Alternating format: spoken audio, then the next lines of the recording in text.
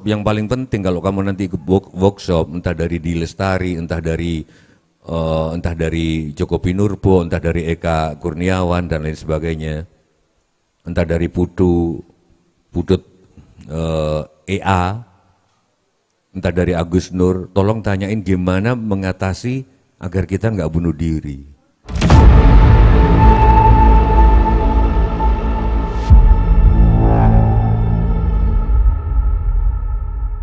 Coba ST12.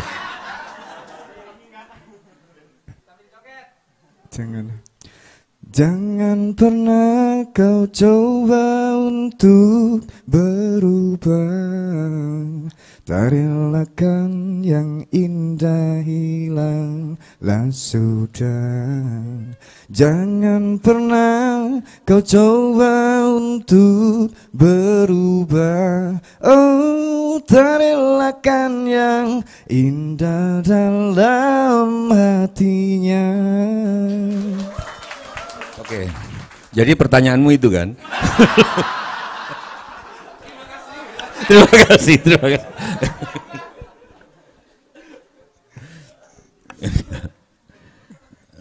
Ada once-oncenya ya, ada once-oncenya.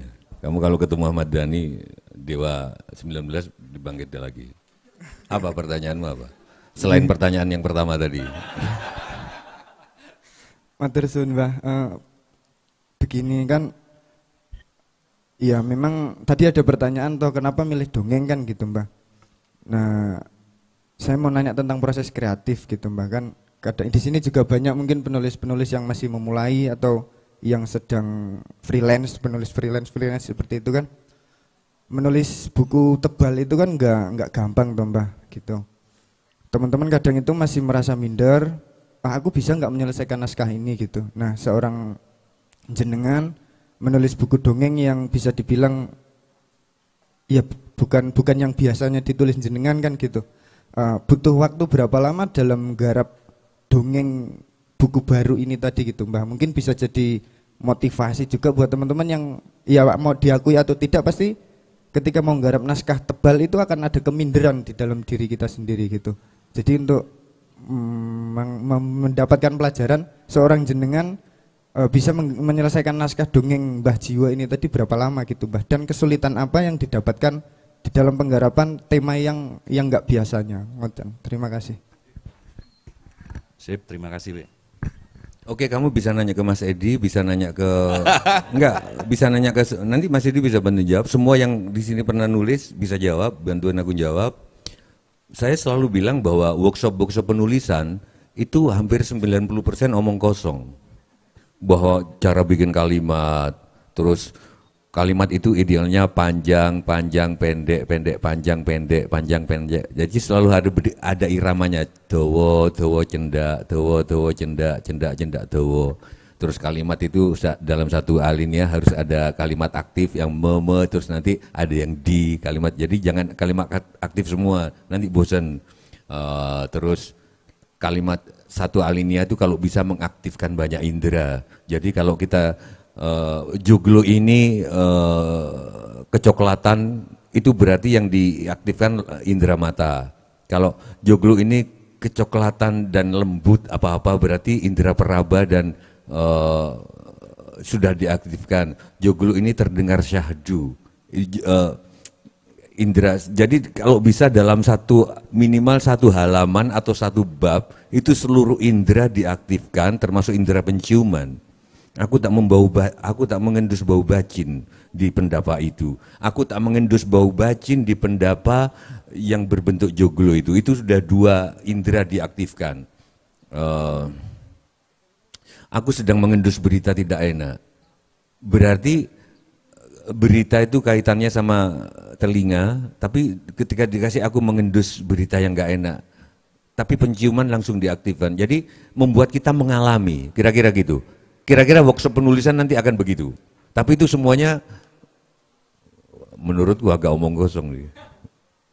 Justru workshop yang paling penting kalau kamu nanti ikut workshop, entah dari Di Lestari, entah dari Joko Pinurbo, entah dari Eka Kurniawan dan lain sebagainya, entah dari Putut EA, entah dari Agus Nur, tolong tanyain gimana mengatasi agar kita nggak bunuh diri. Gimana mereka lolos, karena penulis pasti pernah sering pengen bunuh diri karena sering kali tulisan itu macet. Untuk melanjutkan itu kalau kita nggak pasti pengen bunuh diri, nggak tahu mau mulai dari mana. Kamu bisa, nanti Mas Edi bisa aja. Untuk gini loh, kalau kita ngomong, aku ngomong bla bla bla bla, terus ngomong bla bla bla bla. Seringkali omongan satu dan kedua nggak ada hubungannya, lompat-lompat. Tapi begitu kamu menulis, kamu punya rencana setelah alinea A akan menulis alinea B, sudah ada draftnya. Begitu di ending alinea A, bahasa itu mengajak kamu untuk ke A aksen, tidak ke B. Begitu kamu lanjutkan ke B, jomplang. Nah untuk gitu, alinea itu ada nyawanya lagi. Kamu pengen segera ke B, sementara akhir alineamu mengajak ke sana dulu. Sedangkan ke sana kamu belum menemukan kesananya apa. Itu bikin pengen bunuh diri loh. Kadang-kadang bisa sebulan, kadang-kadang bisa setahun. Kalau Presiden Jan Jukers, ya paling semingguan, karena dia kan agak cerdas kan orangnya. Gitu. Enggak, caranya kalau aku adalah jangan mikirin itu lagi. Begitu kita macet di satu hal dan kita mikirin itu lagi, pasti tambah macet. Macet di satu hal, pergi yang nggak ada hubungannya, entah ke kafe, entah main basket, entah mancing, yang nggak ada hubungannya. Nanti datang-datang ketemu lanjutannya, Mas. Kalau mikirin itu tambah suntuk. Mas Edi bisa nambahin, silakan. Dia kan penulis juga. Oke.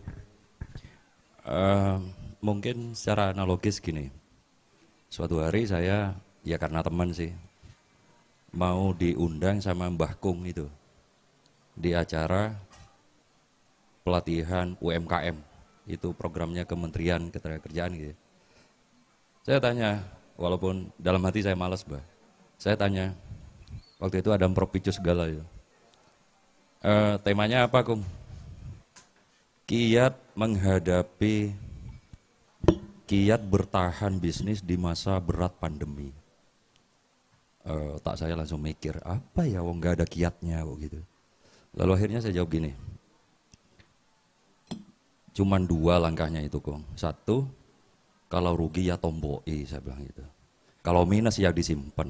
Nah simpenan ini untuk nomboi lagi, terus putar gitu aja. Tapi masa ngomong gitu aja katanya, akhirnya nggak jadi ngundang saya itu. Karena teori saya berbisnis begitu. Gitu. Mungkin kalau ini ditarik ke menulis, persis seperti yang dikatakan Mbah Tejo, karena saya juga penulis dan ngalami ya. Saya punya novel udah 3 tahun nggak selesai. Ya udah biarin aja, nanti juga selesai. Yang harus selesai kan makan, minum gitu ya, selesai. Sesederhana itu menurut saya. Gitulah.